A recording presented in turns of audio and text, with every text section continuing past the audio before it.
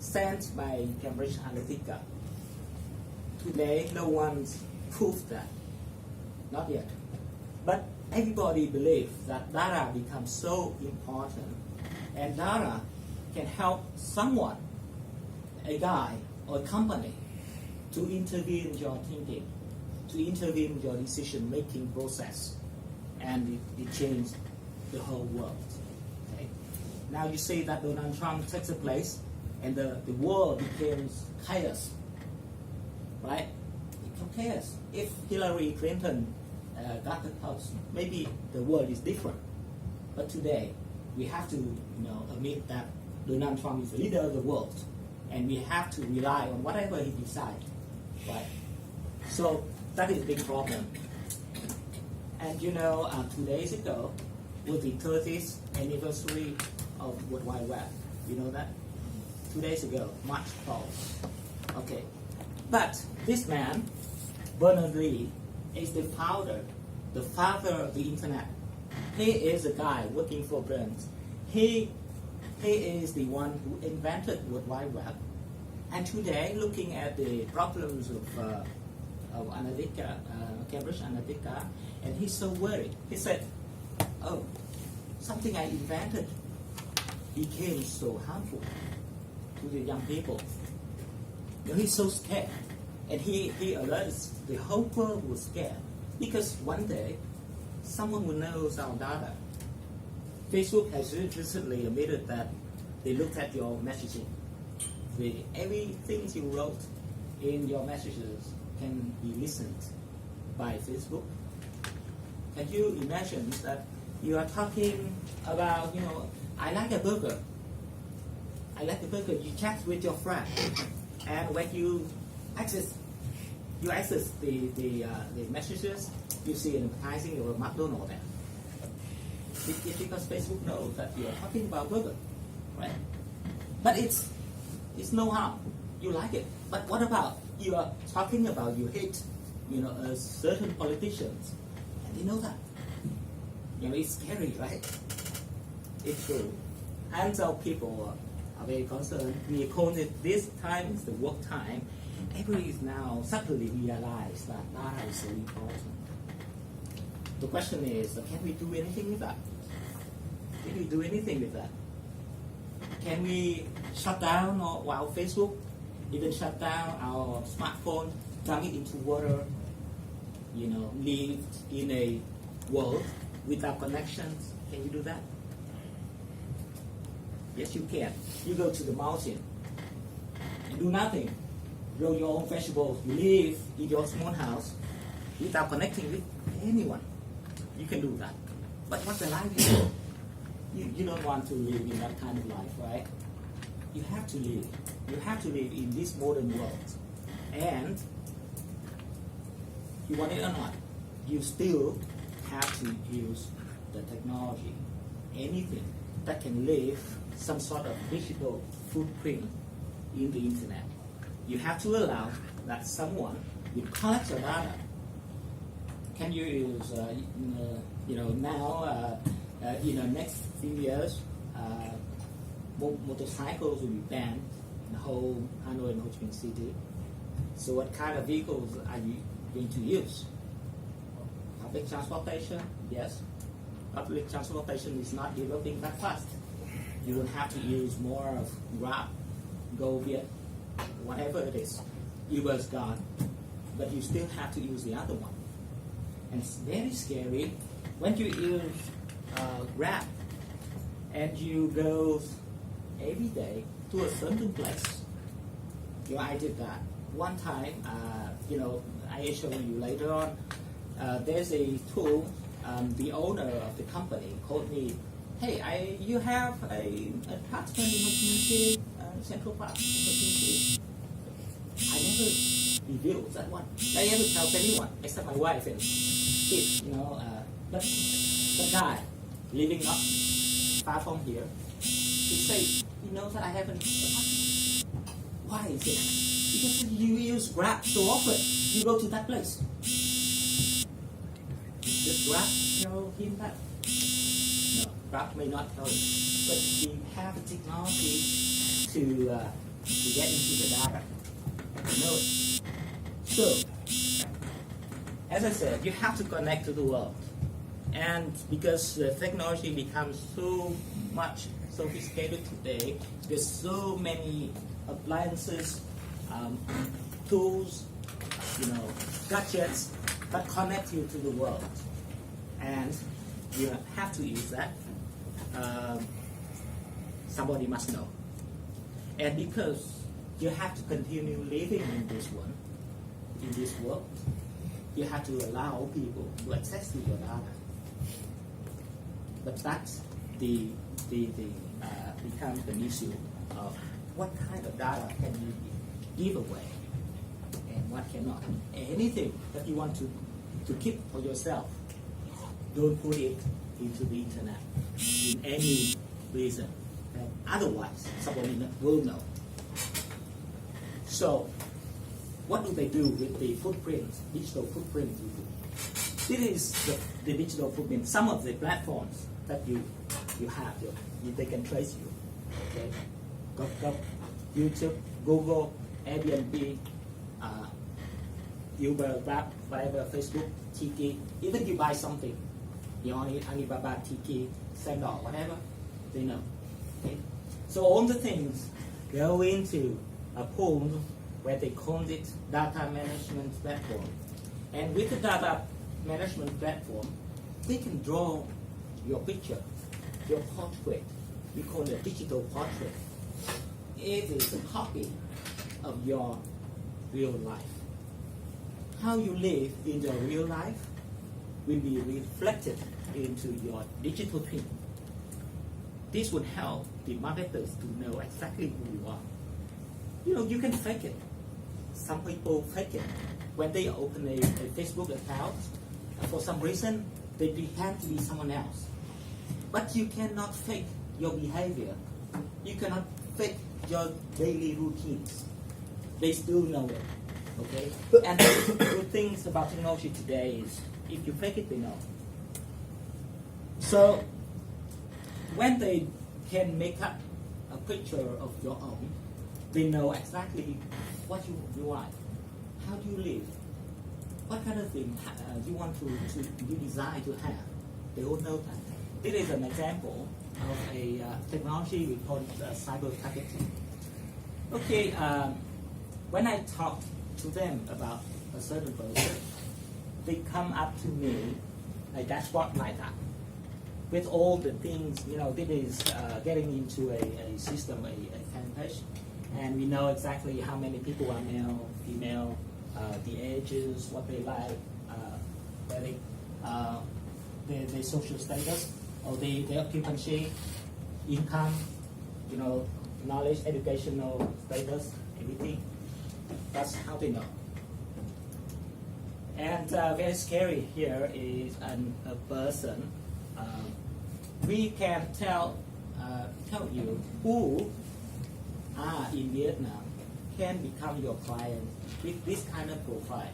If you give them a profile of your target audience, they can know, every person in Facebook that can become your clients because they share the same profiles, similar profiles.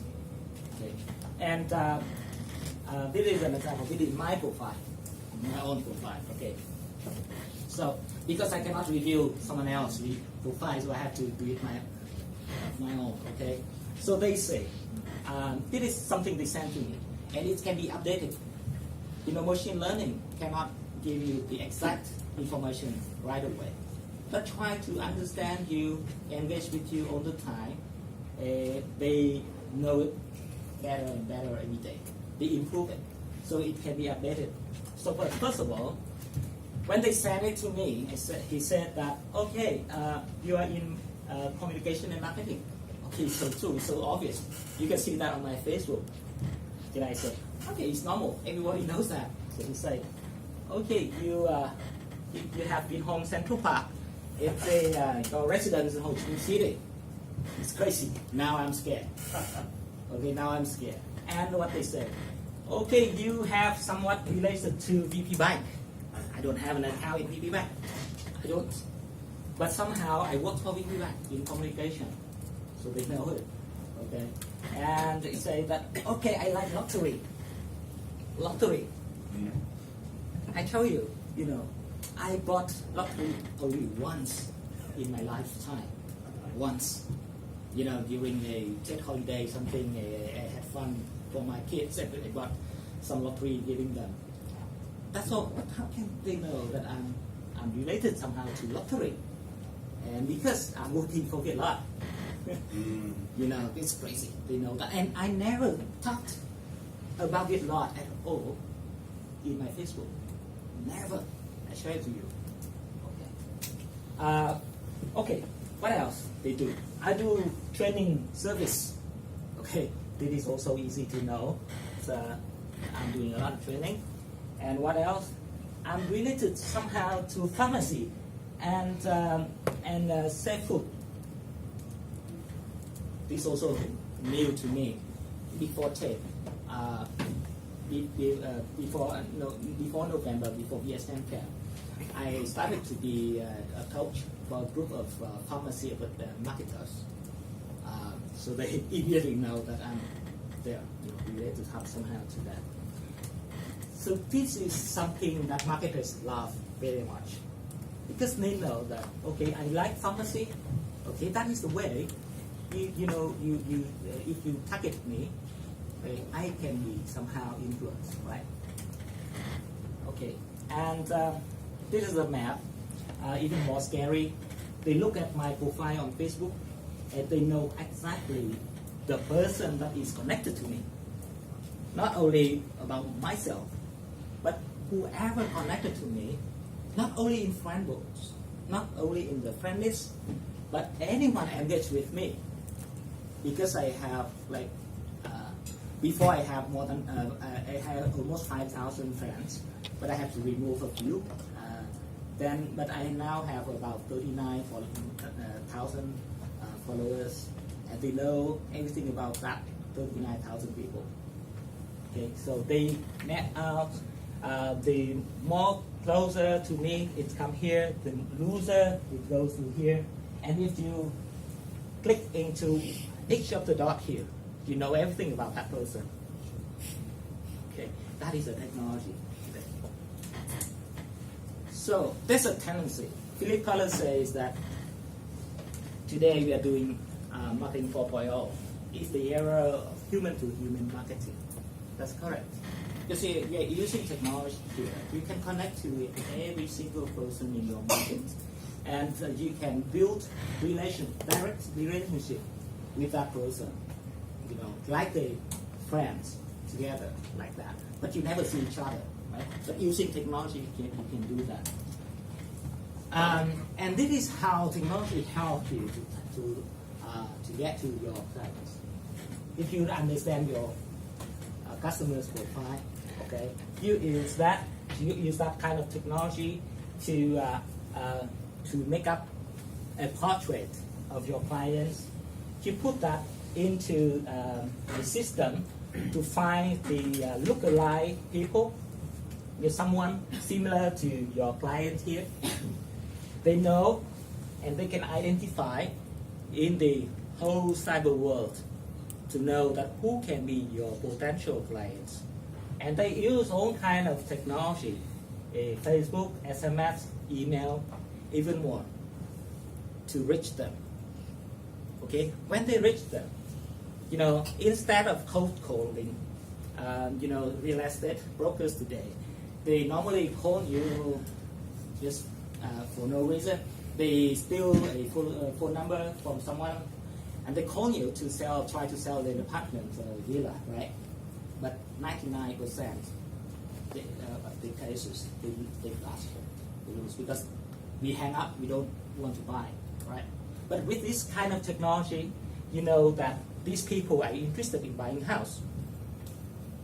The only thing that you have to do is send them the right message, so they make them interested and get into a landing page. This is where you have all the data, and you know exactly who are the potential clients. And if you talk to them, the percentage of successful will be a lot better, right? Okay. It is very sophisticated. It's a diagram of how it works. Don't pay too much attention to that because it's technology. But it's I just explain how we do that.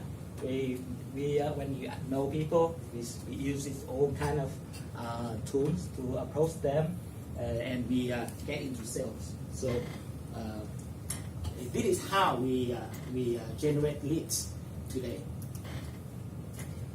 Okay, so I'm talking about Google, very popular platforms for all the marketers today. Google gave me a very interesting idea. So they try to measure the human attention span, and they say that 10 years ago, a normal person can remember about 12 seconds. 12 seconds.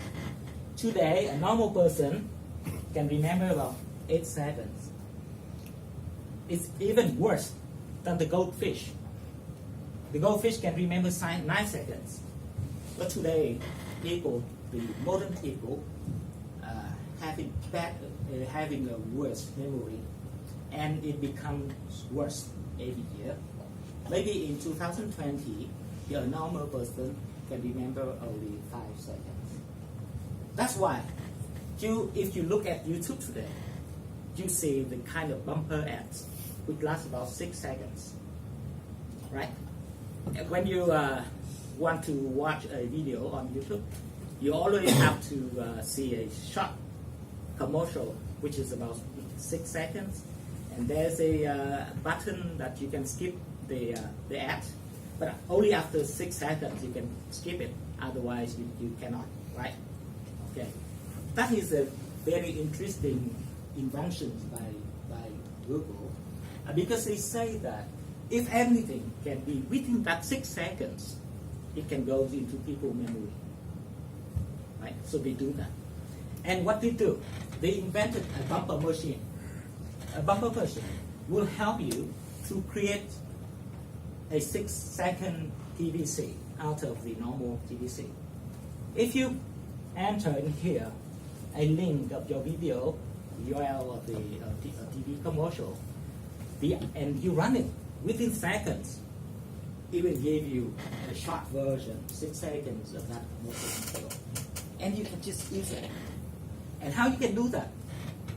It's just not simple that you trim it into 6 seconds. No. Marketers are not doing that. Okay, you normally do it 30 seconds, right? And you think that the last 6 seconds is the most important thing, and you trim it, make it shorter like that? No, it doesn't work. They have to understand the audience. What elements in this commercial can be most effective, and what is enough? What is enough for the audience? Look at this. Okay, I have 2 commercials. This one is a noodle commercial. This is a full version, and it is a 6 second, and bumped by Google. Okay, bumped by Google, not by human being. Let's see what it is. Ê Cức, Cổ điển hay đương đại, Hảo Hảo vẫn cốt mắt, mộc mạc hay cầu kỳ, Hảo Hảo vẫn ngon lành, thuần chất hay biến tấu, thế nào cũng đúng điệu, ngày ấy hay bây giờ, lúc nào cũng thích mê, tưởng quen mà lạ, tưởng cũ mà mới, luôn đầy hứng khởi cho tất cả mọi người. hảo hảo bánh mì Việt Nam. Okay, that is full version, 30 seconds, and see how machine can do for you. Okay. Lạ, Tưởng cũ mà mới, luôn đầy hứng khởi cho tất cả mọi người. hảo hảo bánh mì Việt Nam. You see it? This is machine's invention. Okay. Okay, let's see another example. So Google goes further by introducing the so-called director mix. And director mix will help you to change from one piece of artwork or one piece of video into hundreds of different versions. Because I like I said to you before, we have to segmentize our target audience into many different groups. The more you segmentize, the more precise you can know, you can understand about your clients. So you can send the right message to each of the person. But it costs you so much time and energy and money to do that. With direct mix, you can do it in seconds without effort. Okay, let's say one example of Campbell's. Campbell's soup is very popular brand in the Western world, US, Australia, Europe, things like that. And they created a channel on YouTube. They call SoupTube. Okay, this is a very smart way of creating words, but doesn't matter. And they invented 1,700 customized TrueView videos for each of the group of the audience with the help of Google YouTube. And they now reach, with that kind of content, they reach 1.5 million total views, 24.7 lift in app recall, 55.6% increase in Campbell's soup sales. It is very important, you know.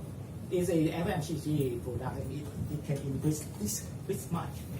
It's amazing, right? So let's see how we do it. Soup has been nourishing humanity for millennia. That's why Campbell's believes no matter what life throws at you, Who's gonna sue for that? the trouble is we only ever think to cook it when it gets cold. And with 2016 marking Australia's warmest winter on record, sales of Campbell's soup had hit an all-time low. We needed to make a 20,000-year-old dish relevant in 2016. So we created SoupTube, a pre-roll campaign with over 1,700 individual ads.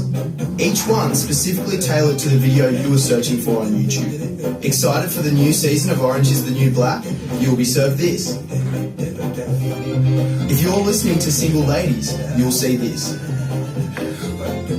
Trying to make sense of world politics? Can't let go of Let It Go? Looking for fail videos? Searching for carpool karaoke? Catching up on UFC highlights? Need cooking advice? New Star Wars trailer? We even created daily pre-rolls related to the world's trending topics, like Brexit, the Icelandic soccer team, and Pokemon Go. It allows us to be really relevant, really topical, and really quick. And I think it's a really interesting campaign just because of how targeted it is. And it really sets a benchmark for how brands and their agencies should consider communications moving forward. This resulted in an average view rate of 92%, a total of 3 million impressions, a 24.7% lift in ad recall, and a 6.9% lift in brand awareness. And best of all, a 55.6% increase in sales of Campbell's Simply Soups. We didn't give Australians a reason to buy Campbell's soup, we gave them thousands, helping Campbell's soup become relevant almost 20,000 years later. I'm gonna go get some soup. You know, so because they have so many versions of the videos, they can send it to individual target audience in the context. So when you watch a movie, when you watch a football match, when you watch a concert, something like that, they send the right commercials to the context that you're enjoying. So that will be a lot more effective, right? Okay. So it's amazing. This is presentations by Google representative at the BSM camp, and it's amazing everybody. What about animation? They can do that too. You know, they do this animation depending on where you are. When you are in London, you see this. Okay, you are in I don't know, somewhere countryside in Europe. In the exam at RMIT. Yeah, you can do that too. Stressful. So effective. All right. So yeah, I just sum up with some of the trend today. We are in the digital transformation. Is some keywords here. It's not just using digital channels that you claim that you are doing digital marketing. It's not like that. You know, digital channels is just one thing. But apart from that, you have to think about digitalize the whole process of marketing advertising works. You have to be in the digital context, okay? You have to have blend in digital marketing, social communication. You have to learn a lot about digital software. And the whole world is in mobility. We have to adapt everything into mobile devices, not just the smartphone. Later on, you have to get used to something like a smartwatch. So you have to create something for smartwatch, for example, or even something more mobile. Okay. Transparency, like I said, you cannot live in this modern world without leaving behind some digital trace footprint. So you have to be transparent with whatever you can. Okay, so get into that. You have to do it real time. So how Google can come with something so much interactive innovative, because they have the technology to understand the audience. This way they use a lot of data. Google is the master in big data, right? And they structure it in order to understand the audience, understand the trend, and understand every single thing that can trigger their mind. So they can do that so easily with a program or software like that. Not everybody can access Dr. Mix or Bumper. Only YouTube partners can do that. But it's good to know, because one day they can open for more audience to do that as well. And you have to get used to 3D communication. You must know how to listen. You must know how to express your own. You must do storytelling, because today it's not just simply sending in a message. You have to get them engaged into your story. Okay? And last but not least, how to spread it out. Get your message through the social networks to the internet, so people will get to that reach to the target audience. And one last example, I want to show you another technology that you think so popular today, but they still can use that technology to move it forward, bring it to a new level. That is VR technology, virtual reality. Okay, in America, there's a sport that is very popular, hockey. Hockey, Vietnam do that. Okay, they have this Stanley Cup playoff, which is a tournament, a title.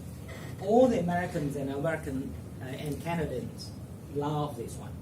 They love it. They got crazy about that.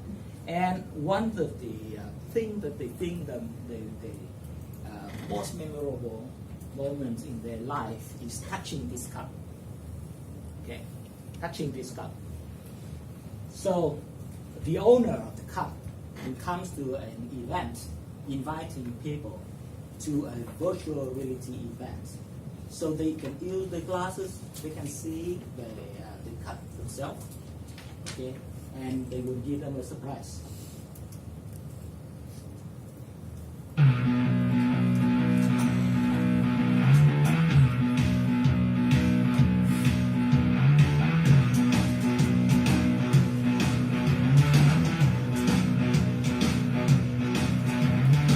We're celebrating the 125th anniversary of the Stanley Cup. Fans will come in and experience the history of the game through VR. Welcome to the New York Stadium. And then I'm going to surprise them with the Stanley Cup.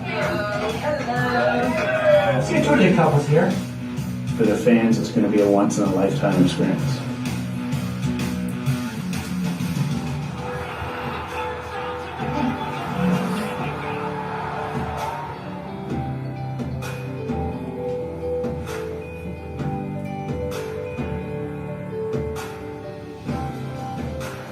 Grab it. Reach out and grab it, guys. Just a little. Oh my God, how big that is. Oh my God! Seriously? Hey, go ahead, say more. Daddy! Oh my goodness!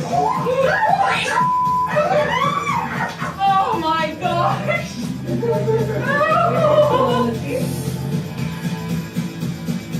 take your goggles off. Take those off.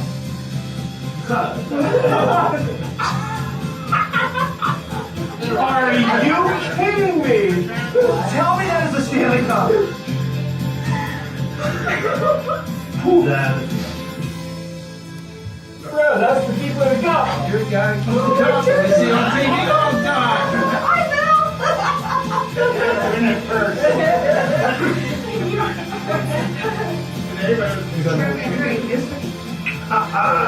Wrap my arms around. The tradition and the aura that the Stanley Cup has in the game of hockey, it's unlike any other sport. And all their memories are on this cup. Their heroes, all the teams that have won the cup. It's basically an encyclopedia of the game of hockey. Okay.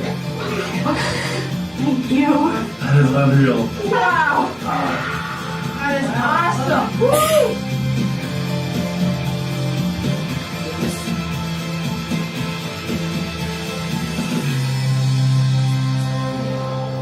Okay, with this video, I want to tell you this. You see the last tagline? Virtuality never beats reality. I want to tell you this. Even with the most sophisticated technology that you can have today, it still relies on yourself, in human beings, in the creativity of the human beings. So it's so important. Today, the creative people will have jobs. They cannot die. We don't die because of the technology, because technology needs us to create those kind of crazy low mind idea. Okay, so be brave, and look forward to see you in the real life. Thank you. Thank you so much. So before we leave, because time is running out, I'm afraid we don't have a lot of time for Q&A, but I do have one burning question on every student mind, because that's related to their assignment. The topic is, they're going to write about is traditional advertising going to die? What will happen to the madman creative people in the context of big data and so on? So they might quote you on the assignment. So that's why it's very important. Yeah, okay. Yeah, crazy. Like I said, the very last video I tell you, the technology cannot do everything for you, especially in our industry, okay, in advertising, marketing, and communication. Everything still relates to how crazy our idea is. Even